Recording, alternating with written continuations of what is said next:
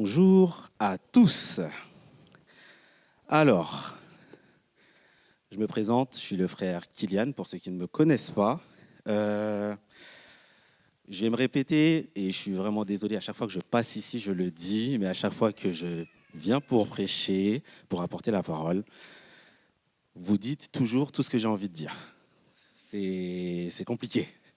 C'est-à-dire que j'ai expérimenté que la parole pouvait nous réveiller dans la nuit. J'ai préparé ce message en me disant, bon, encore une fois, je pense qu'ils vont valider tout ce que tu souhaites dire. Ils vont le valider. Il y a de grandes chances. Et puis ça démarre, et puis je suis né pour influencer. Ah. Du coup, mon message, c'était comment devenir un influenceur. Super, on est bon, on est bon. Et puis, au fur et à mesure, vous allez voir que toutes les personnes qui sont passées là, aussi les témoignages, etc., ils validaient à chaque fois. Ils validaient ce que je souhaitais dire. Donc, pour démarrer mon introduction, ce sera de pas vous féliciter, moi vous féliciter les nouveaux baptisés, mais j'ai eu accès au compte Twitter du pasteur Josué, qui est le seul à voir les tweets de Jésus. Et du coup, j'ai pu regarder et effectivement, il y avait un message. Et le message disait « Félicitations Véronique, félicitations Alain, félicitations Emma. Le ciel se réjouit de vous accueillir dans la famille de Dieu. Je vous aime. » Point. Après. Donc, il a mis ce message-là. Et du coup, je me suis posé une question. Je me suis dit, peut-être qu'en réalité, Jésus-Christ, c'est l'influenceur originel. C'est le premier des influenceurs. C'est celui qui n'avait pas de réseaux sociaux, il n'avait pas Snapchat, il n'avait pas TikTok, il n'avait pas Instagram, mais c'est l'influenceur originel. C'est lui qui a démarré le projet des influenceurs. Qu'est-ce qui définit un influenceur aujourd'hui? Pour nous, aujourd'hui. Je parle beaucoup plus quand même, désolé, pardon de dire ça, mais pour les jeunes, parce que vous êtes en plein dedans. Qu'est-ce qui définit un influenceur aujourd'hui? Il faut qu'il soit présent sur les réseaux sociaux. Oui, Jésus n'en a pas besoin. Il faut qu'il ait une communauté, donc avec des personnes qui le suivent. Je pense que vous l'avez vu, ils sont passés ici, ils ont tous dit je souhaite te suivre, Jésus, c'est bon, je nais de nouveau, donc c'est bon, on valide. Il influe sur les habitudes de vie et de consommation de cette communauté. Il va influer sur nos habitudes, il va influer sur ce qu'on va consommer. Jésus fait ça. Moi, dans ma vie, Jésus le fait. Il y a des choses que je faisais avant d'être en Jésus que je ne fais plus. Il y a des choses que je ne faisais pas quand je n'étais pas en Jésus. Aujourd'hui, je les fais. Notre sœur a rappelé ici que quand on était en Jésus, il fallait donner sa dîme et ses offrandes de bon cœur. C'est une nouvelle habitude de consommation. On y vient petit à petit. Hein, voilà. Donc, on peut dire qu'il réunit ces éléments-là. Du coup, je vais continuer. Jésus, en fait, nous a donné, il y a plus de 2000 ans maintenant, plein de tutos sur avoir le style de vie pour arriver au ciel. Il nous a tout envoyé, vers les évangiles, vous pouvez les lire. Il a tout donné, toutes les informations, il les a données. Et il a donné comme mission, et je m'adresse à vous, il a donné comme mission à ses membres 2 choses. Va par tout le monde et fais de toutes les nations des disciples. Va dans tout le monde et fais de toutes les nations des disciples. Et j'ai commencé par dans tout le monde. Partout dans le monde, il veut que partout dans le monde on soit. Donc partout où on nous voit, en réalité, il faut qu'on soit des ambassadeurs du premier influenceur. J'ai demandé qu'on mette Marc 16, 15, s'il vous plaît. Oui, je savais qu'elle allait avoir le 16, pour ça je ne suis pas... clairement pas. Donc, Marc 16, 15. J'ai commencé à le lire, quand même on court après le temps. Allez par tout le monde et prêchez la bonne nouvelle à toute la création. Celui qui croira et qui sera baptisé sera sauvé, mais celui qui ne croira pas sera condamné. Je vais m'arrêter sur aller par tout le monde et prêcher la bonne nouvelle à toute la création. Comme je le disais, aujourd'hui, être chrétien, c'est être ambassadeur de Christ. C'est-à-dire que partout où on passe, il faut qu'on représente Christ. Et le frère Alain l'a très bien dit. Il a dit, j'allais pas spécialement à l'église, mais je savais que dans ma vie de tous les jours, il fallait que je sois irréprochable. Et moi, ça m'a fait me dire quelque chose. Je me suis dit, mais en réalité, c'est pas que quand on parle de Dieu qu'on est des ambassadeurs de Christ. Juste en ayant le bon comportement, juste en ayant les bonnes notes, juste en ayant la bonne attitude au travail, juste en étant joyeux. J'étais super heureux de te voir sourire. C'est bête, hein? Mais quelqu'un qui est tout le temps joyeux, bah, quand il passe, les gens se disent, mais pourquoi il est joyeux lui? Pourquoi il est tout le temps joyeux? Parce que les gens aiment se questionner sur la vie des autres. Et sachez une chose, tous comme vous êtes, et vous aussi, quand on est chrétien, notre vie est scrutée à la loupe. Si les gens aujourd'hui sont dans cette salle et ils savent que vous êtes chrétien, sachez que s'ils vous voient dehors faire quelque chose qui n'honore pas le Christ,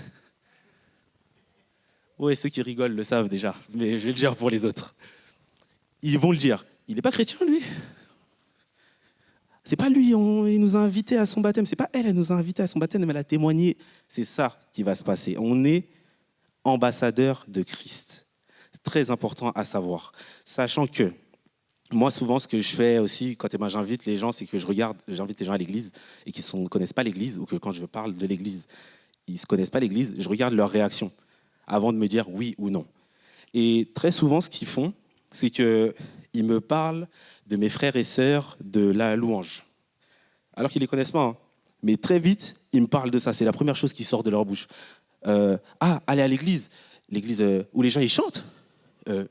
L'église où les gens ils portent des toges. Tout le temps. Et en fait, moi, pendant que je préparais ça, je me disais, quel très bon exemple que d'avoir aujourd'hui la louange pour expliquer ce que je veux dire. Parce qu'aujourd'hui, sachez que les chanteurs chrétiens, le gospel, le style de louange chrétien, dans le monde entier, on le connaît. Dans le monde entier, vous dites à quelqu'un, je vais à l'église, la première chose qu'il va vous dire, c'est « Ah, où ça chante ?» Je me suis avancé, mais c'est parce que c'est mon expérience à moi quand même. Donc, « Ah, c'est où ça chante ?» Oui, c'est où ça chante, effectivement. Et limite, il sera déçu quand il va arriver dans l'assemblée et qu'on passe directement au culte, on commence à parler. Il va dire « Ah non, mais d'habitude, en fait, on chante dans cette église-là. Normalement, ils sont censés chanter. » Et ça fait partie de notre identité. On le fait différemment. On ne chante pas comme les gens chantent dans le monde. Donc, ça fait partie de notre identité. En tant qu'ambassadeur de Christ, les gens dehors nous reconnaissent en tant que « Ah, là-bas dans les églises, ça chante. » J'ai fait le souhait, pendant que je préparais ça, que dans le monde, on dise « Ah, là-bas dans les églises, ça prie. Ah, là-bas dans les églises, il y a de la joie. Ah, là-bas dans les églises, ils aident les gens. Ah, là-bas dans les églises, t'es blessé, ils réparent. » J'ai fait ces souhaits-là parce que je me suis dit, ça ne peut pas être tant évident pour le monde qu'on chante et ça ne soit pas autant évident qu'on prie et qu'on est là pour leur apporter du soutien. Donc, je ferme cette parenthèse-là, mais c'était important pour moi de le dire parce que, effectivement, quand je parle de l'Église, on me parle de vous. Et je trouve qu'on a encore tellement plus à apporter, tellement plus à amener que ce serait bien de le savoir. Maintenant, ça, c'est ce qu'on appelle, pour moi, une identité naturelle. C'est-à-dire qu'on a tellement pris à bras le corps la vie de Christ, on a tellement pris à bras le corps le fait de chanter, qu'au final, pour les gens, c'est naturel qu'on soit comme ça. Je pense qu'Alain, quand il est venu ici et qu'il souriait, pour ceux qui le connaissent, c'était normal qu'il sourie en donnant son témoignage, parce qu'il est comme ça. Et en fait, nous, notre identité en Christ, il faut qu'elle nous colle à la peau. Il faut que les gens se disent, mais c'est normal, c'est celui de l'Église, c'est normal. Lui, il n'est pas énervé que la paye ne soit pas tombée, c'est normal. C'est celui de l'Église. Il faut qu'on ait ça nous colle à la peau. Et j'irai même au-delà de ça, l'identité qu'on va avoir, en fait, ça témoigne que notre salut, c'est pas quand on va monter au ciel. En vrai, notre salut, on l'a eu quand on est enterré et qu'on est ressuscité. Dès ce moment-là, Dès le moment où vous avez dit « oui, pasteur » et que vous êtes tombé dans l'eau pour revenir, votre salut il vous a été donné. À ce moment-là, vous êtes dans ce qu'on appelle le salut. Maintenant, l'objectif, comme l'a bien dit Fidèle, c'est d'arriver à la fin. Il faut y arriver à la fin. Et pour ça, on va se dire qu'aujourd'hui, on a décidé de prendre un chemin qui est différent. On a décidé de prendre un chemin qui est le chemin de Jésus-Christ. Et on va tirer le maximum de personnes avec nous dans ce chemin. Donc, toutes les personnes qui ont été invitées aujourd'hui, sachez que la personne qui vous a invité veut que vous la suiviez. Que l'on soit clair, notre mission, c'est partout dans le monde et faire des disciples. Notre mission, je le répète, c'est partout dans le monde et faire des disciples. Donc si aujourd'hui tu es là, soit tu es déjà un disciple et Dieu merci, tu communies avec nous et tu fais la fête avec nous, soit non. Soit on t'aime tellement que tu as reçu un message ou qu'on t'a parlé pour te dire « Viens, aujourd'hui c'est la fête dans mon église ». Et ce message-là, c'est la plus grande preuve d'amour qu'une personne puisse faire aujourd'hui dans ta vie. Je l'ai dit, à la fin du tweet, il y avait écrit « Je vous aime ». Et on a aussi un autre verset qui dit ça. Jean 13, 34. Il dit exactement « Je vous donne un commandement nouveau. Aimez-vous les uns les autres, comme je vous ai aimé. Vous aussi, aimez-vous les uns les autres. » Si on s'aime, on va s'influencer. Quand je trouve un bon plan dans la vie de tous les jours et qui m'est bénéfique, si j'aime mes frères, si j'aime mes sœurs, je leur partage. Je ne le garde pas pour moi. Si je les aime pour de vrai, je sais que là, il y a de l'argent à gagner et en plus, il n'y a rien d'illégal à faire. Je vais leur dire, on y va ensemble, on profite de ça ensemble. Et en fait, pour le salut, c'est la même chose. Aujourd'hui, mon objectif et notre objectif, c'est de vous influencer et en tout cas d'influer dans votre vie au point que vous puissiez bénéficier de la grâce tout autant qu'on en bénéficie. Bénéficier du salut tout autant qu'on en bénéficie. Et vous-même, allez faire des disciples partout dans le monde. C'est uniquement pour ça qu'on vous tire à l'église et qu'on vous envoie des messages tous les jours. Et pour ceux qui n'envoient pas de messages, envoyez des messages tous les jours. Parce que ça paye. Maintenant, j'ai parlé de disciple. Un disciple au service de Dieu, c'est quoi? C'est une personne qui suit l'exemple de quelqu'un qu'il considère comme son maître à penser, qui adhère à une doctrine, une conception. J'ai déjà passé ma première partie. En réalité, la personne qu'on suit, c'est Jésus, l'influenceur numéro 1. Nous, on se met derrière lui et on fait exactement pour lui. Du coup, là, on devient des influenceurs parce que, oui, on suit Jésus, l'influenceur numéro 1. Mais maintenant, quand on suit ce Jésus, qu'est-ce qu'il nous dit? Il nous dit, Matthieu 28, 18 à 20, je lis rapidement, « Allez, faites de toutes les nations des disciples, les baptisant au nom du Père, du Fils et du Saint-Esprit. » Vous en avez eu la démonstration. « Et enseignez-leur à observer tout ce que je vous ai prescrit. » Aujourd'hui, amen, notre objectif, c'est de enseigner à observer tout ce qui nous a été prescrit. Donc, tous les tutos qu'on a eus dans la Bible de la part de Jésus, c'est le moment de les donner aux personnes que l'on souhaite à côté de nous comme disciples. Là, on est dans une ère où tout est ouvert. Jésus n'avait pas de réseaux sociaux, je le rappelle. Nous, on les a. Plutôt que de perdre le temps comme des thermomètres, je répète ce qui est souvent dit ici, et juste revenir entre nous et se dire « T'as vu ce qui s'est passé sur les réseaux sociaux aujourd'hui? Oh, t'as vu ce qui s'est passé là? Oh, ça, c'est un truc de fou. Mais t'as vu comment le monde, c'est grave? Oh là là, mais ça, c'est fou. Mais ça, c'était super drôle. » En fait, soyons le thermostat là-bas. Ça veut dire que c'est nous qui arrivons et qui imposons notre style de vie chrétien, notre style de vie en Christ. C'est-à-dire que toutes ces personnes dont vous avez peut-être pas le numéro de téléphone, toutes ces personnes que vous avez pas très proches de vous, aujourd'hui, vous êtes des ambassadeurs en Christ. Donc toutes ces personnes doivent se dire, ah, il y a un truc que je rate et que cette personne-là est là. Ah, c'est donc ça. Il a mis une story, il avait écrit La Belle Aumière. Ah, c'est dans ça. Il parlait pendant la pause avec son collègue de leur culte respectif. Et si j'allais poser la question? Et là, on crée la porte. Et là, on enseigne. Et là, on fait venir.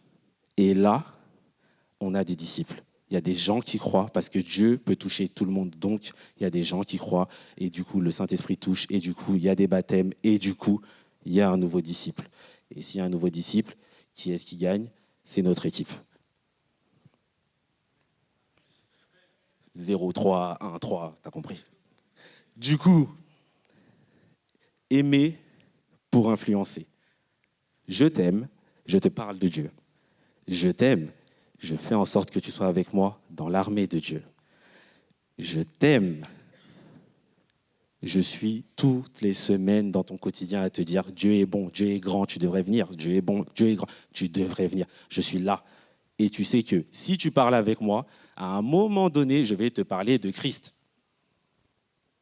Et pour ça, d'ailleurs, petit témoignage rapide, c'est en le préparant, du coup, j'ai dit que j'allais le faire. Je me suis dit à moi-même et je l'ai dit à Dieu, donc je vais le faire. Je voulais dire merci aux gens qui m'aiment. Je voulais leur dire merci parce que la dernière fois que je suis venu, j'ai dit que j'étais mort pendant 10 ans. C'est ma femme qui m'a ramené à la lumière. Merci ma femme. Ouais. Mais j'ai aussi des frères qui m'ont suivi, qui se sont battus pour moi et qui n'ont pas arrêté de me dire « Reviens ».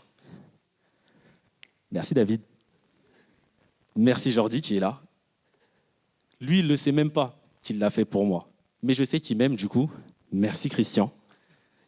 Ils ont fait à un moment donné des actions pour que je me dise « Retourne à l'église, il y a ton siège qui t'attend. Tu dois être disciple, tu dois servir. » Merci à vous. Et n'hésitez pas à le dire aux gens, ceux qui ont fait que vous êtes là aujourd'hui. Merci. Merci, tu es un frère. Merci, tu es une sœur. Peut-être que tu vas arriver et que tu vas le rebooster dans sa foi à lui en se disant « Ah, lui, il a peut-être un peu oublié que c'est moi, même si on ne doit pas s'enorgueillir. Mais, ah ouais, il sert bien. Hein. Et là, merci mec, c'est grâce à toi que je sers comme ça. Allez, let's go, on y va ensemble, on est deux équipes, vous voyez. Donc merci beaucoup à ces frères et ces sœurs qui m'ont fait, qu'aujourd'hui je suis là en train de parler au milieu de vous, en réalité, devant vous, clairement. Parce que ces personnes-là, elles ont un fardeau à porter. Et c'est la partie un petit peu devoir. Parce que tu as des droits, le salut, tout ça, mais tu as des devoirs. Fidèle, là, il a fait venir Alain, d'accord. Mamaïda, elle a fait venir Véronique.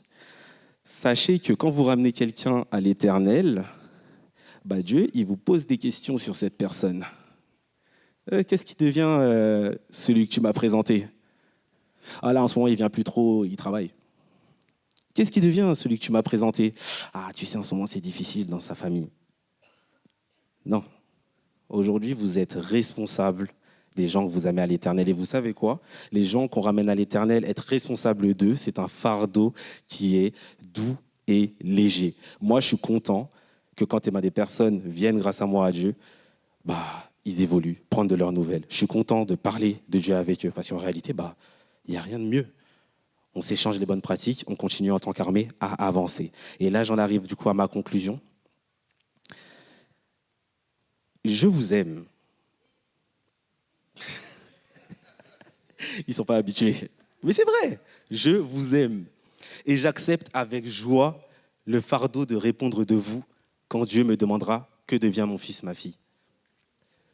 Tu veux être influenceur? Demande au Seigneur que mes actes ne soient pas la cause d'une chute, que mes paroles ne soient pas la cause d'un découragement, Et enfin, que mon attitude ne ferme jamais la porte à une possible conversation.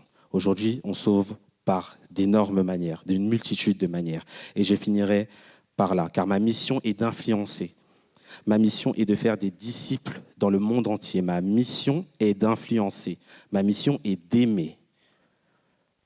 Pour devenir un influenceur, je suis un serviteur. Je vous sers. Et je sais que ma récompense, elle est là-haut, donc allons-y gaiement. Je vous laisse dans le nom de Jésus. Merci à vous.